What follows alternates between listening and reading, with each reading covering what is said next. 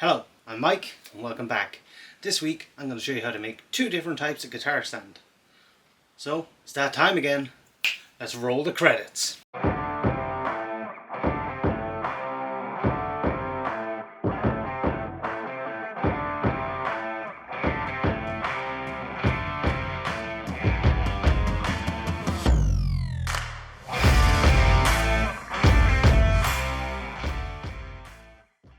Welcome to not the workshop. This is my office, which is also the shrine to my other addiction, besides really nice old tools, musical instruments. As you can see here, I have my extensive guitar collection in what I like to refer to as the who needs to play the piano configuration. So, I guess we're going to have to solve this. But what are we looking for? Well, there are any number of different guitar stands you can get. This here is the more traditional guitar stand you can buy in a music shop, which has 2 feet here and support for the neck. This one happens to be broken. And here we have this handy dandy little extend-o-matic one, which has a nice form factor, but only idiots buy stuff, so let's look at other options. Over the years I've made several different guitar stands. They're normally in this form factor, which takes a bit of both of those. Just a little catch at the back, it folds up, very easy to use. This is for my acoustic guitars.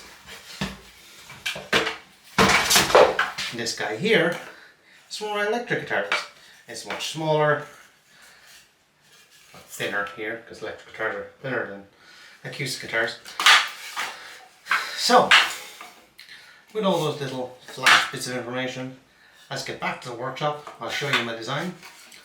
Let's get making some stuff. Now, of course, the design I'm going to show you, you can adjust it depending on what you have. So if you have electric guitars, or acoustic guitars, or travel guitars, or ukuleles, this type of travel guitar, it'll work for them all.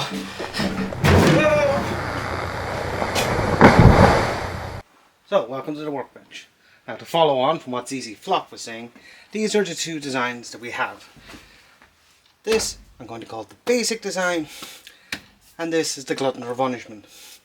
So I went online and I got a few dimensions of the form factor of those small stands that I showed you earlier, the little fold out plastic ones, and the basic shape that we're going to have for the first one is this. So you can see it's all straight angles, and the idea being that your guitar or instrument sits very slightly at an angle in here, and then we'll place some rubber buffers here to protect it. We just need to cut out that shape by 2, and that's where we're going to start. I'm going to paint this, so I'm going to make it out of MDF. So the first thing I need to do, I've already drawn up this template, but obviously you can draw it out on the material itself.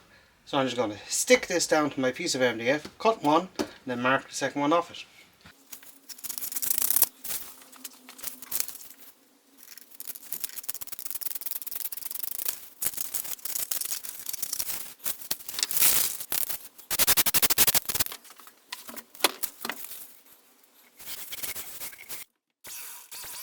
So to cut this I just use the old handy dandy jigsaw.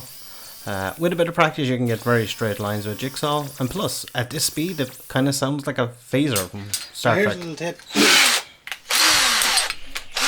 If you're wanting to cut something with a jigsaw and get sharp corners,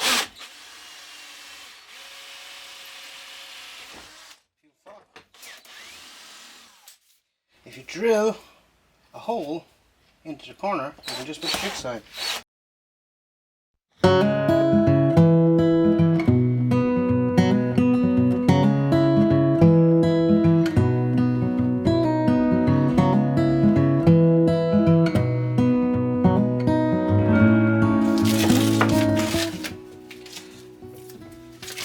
That serves its purpose now. So all we need to do then is do that once more. Then we'll put the two of them together using the super glue and masking tape trick. I'll glue back on another example of the template and we will sand down to that. That means we get two perfectly matching ones.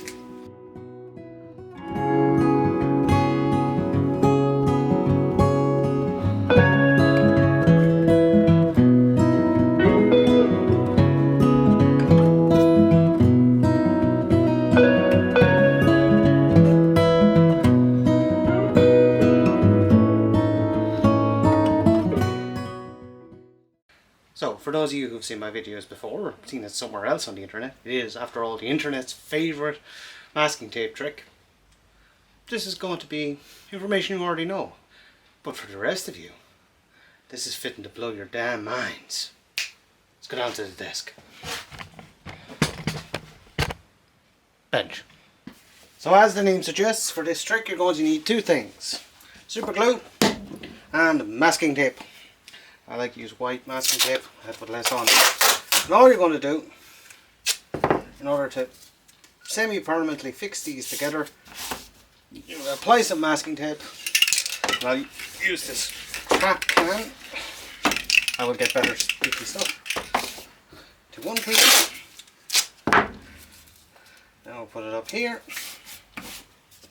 This piece, burnish it down. Do the exact same here. Make sure to line them up. Close enough to line them up even. That will do.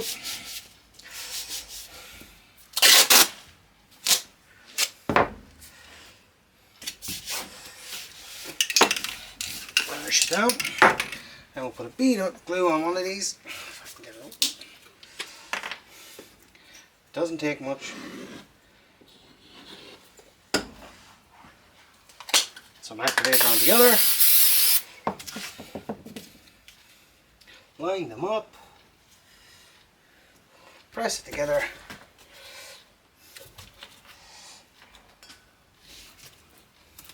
And voila!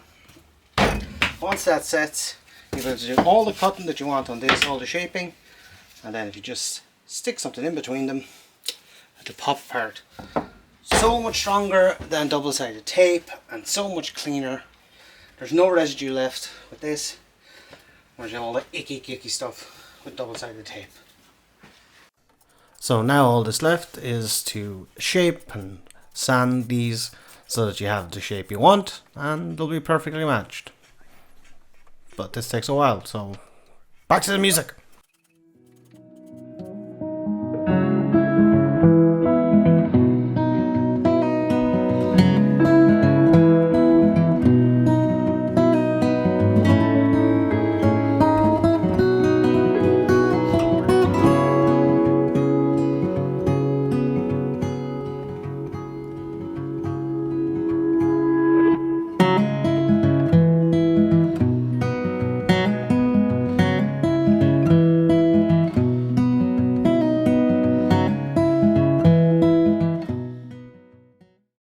So, after much sanding and shaping, we have two perfectly matched sides. So the next thing we're going to do is put an angle on the bottom here so it sits flat on the floor. And then all we need to do is to make that little piece in the middle, screw it together, apply a coat of paint, and this one is done. So, let's get down to that. So I mark these angles using my bevel square, but of course you can just do it by marking the angle on a piece of card with a protractor and then transferring onto the timber. I wouldn't advise using a plane on MDF, it is hell on the blades, but this does need to be sharpened anyway. So once I have those two angles done, I just cut the little piece that goes in the middle off screen, and then it's time to assemble it. So I know where I want this, because we'll be painting this, I have to freely just mark around it.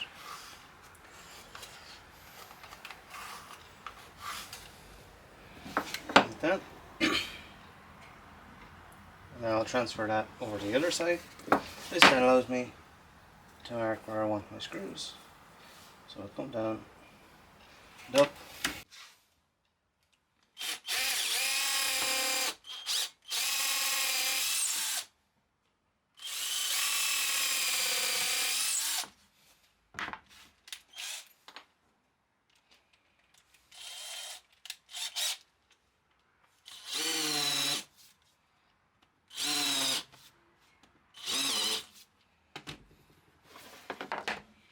Again, because we're painting it, what I can do here is I can apply a little bit of glue to this activator, place it in with that pencil line, and then that'll hold it, allow me to get my screws in.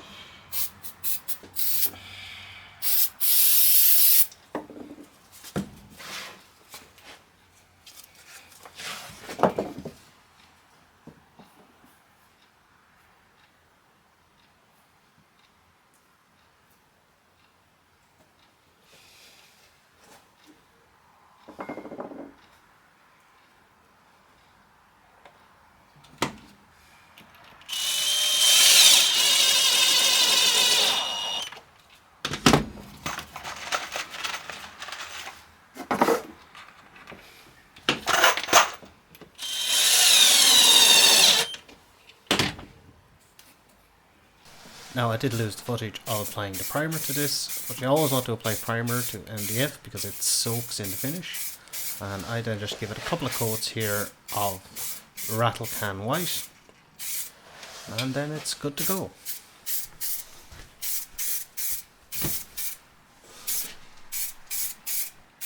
So, while that's drying, let's get on to the second one, the more difficult one, out of beautiful birch ply. So, this second one, as opposed to this frame, we're going to cross them over and we're going to half lap in between them. And of course we're going to use birch ply, as I said. So you can see the design is similar, but obviously a little bit more intricate. So the first step of this is exactly the same as the other one, so I won't re-show it. I'm just going to glue this on and cut out my template. The difference is here, you can see I have a curve in the back and I have a straight line. I'm going to keep that straight line because I'm going to use that straight line to mark my half lap at the back here on both of them, and then when I have the half lap cut, I'll glue them back together with the masking tape and super glue trick, and I'll cut all of these curves, match them, sand them, and that should be that. So now that we have our shape cut out, you can see the curves do make it look a bit snazzier. Let's talk about half laps. So a half lap joint is pretty much so as it's described. So for example, let's say we wanted to make an X, and that's what we're doing here essentially. It's on the side. We want to arrange it so that in section the two sides of the X are flush. So in order to do that, we're going to take a bite out of each of them down to halfway. That is the same thickness as our material. So when we slide down together and these two meet, you end up with this flush joint. This is used a lot. It is for joinery, you can use it for simple cabinetry, but it's a good little joint to know. So that's what we're going to do on this baby.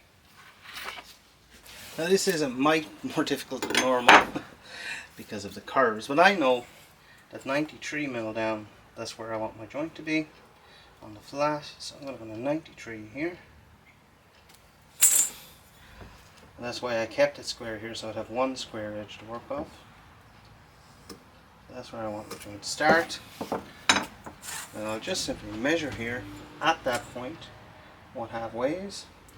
So that is 31. So 31, so I'll be cutting both of my half laps at 15.5. And out of this one then, I'm going to cut out the front half, and out of the other one, I'm going to remove the back half. And that means when I push them together, they're going to be flush. So the vital thing to getting these perfect is to make sure that when you're marking off that square edge for both of them, and that means that that half point is the same. It would be almost impossible to mark it from the curve at the back, and marking waist is vitally important to getting this one right.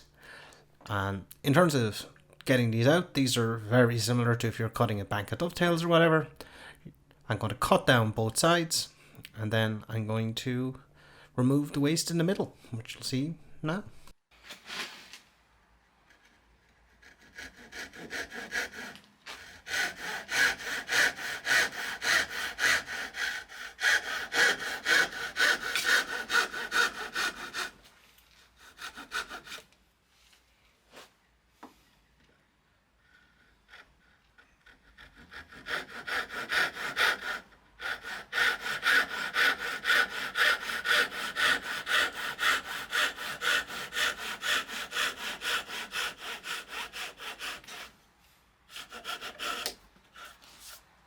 So once we have these cut, it's pretty simple. We're just going to dog out to our line. So I'm going to go a couple of mil shy of my line.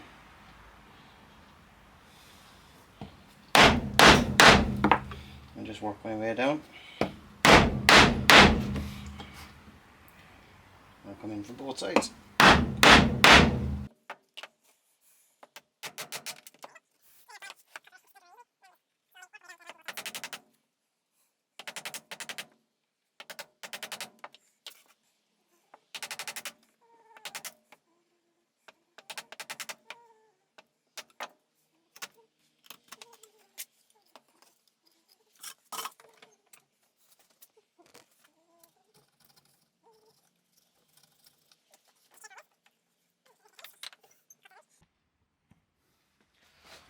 So off screen I did this one. This is the first test. Let's see how they go together.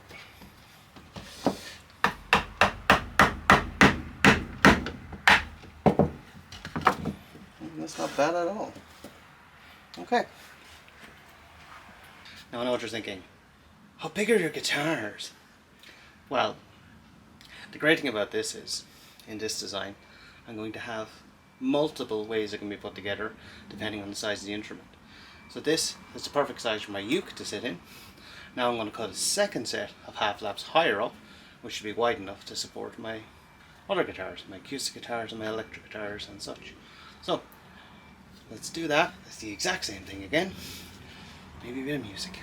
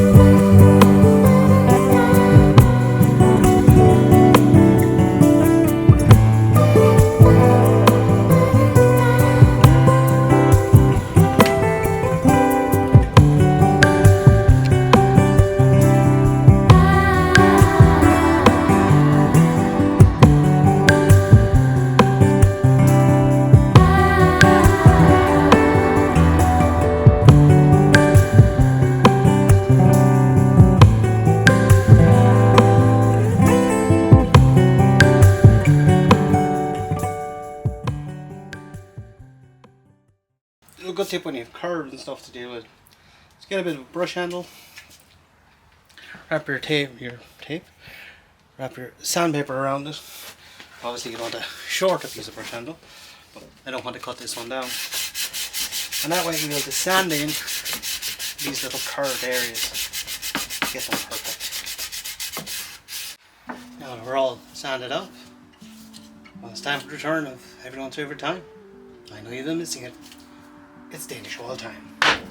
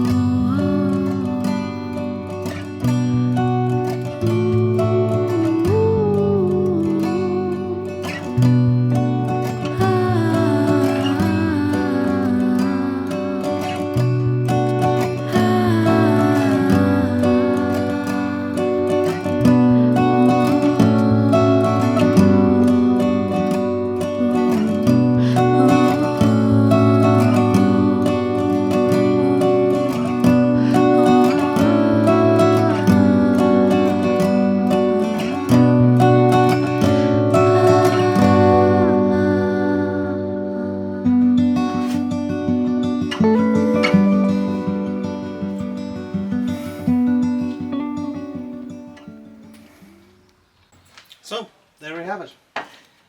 Two different types of guitar stands, from the sort of intricate pro version to the very simple DIY one that you could make in a half an hour.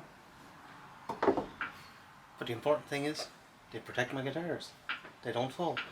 My piano no longer is in the who needs to play the piano configuration. The thing about these is you can have fun. You can be as unique as you or your instruments are. So as always, thank you very much for staying to the end. Like, share, subscribe and all that fun stuff. And absolutely do try this at home.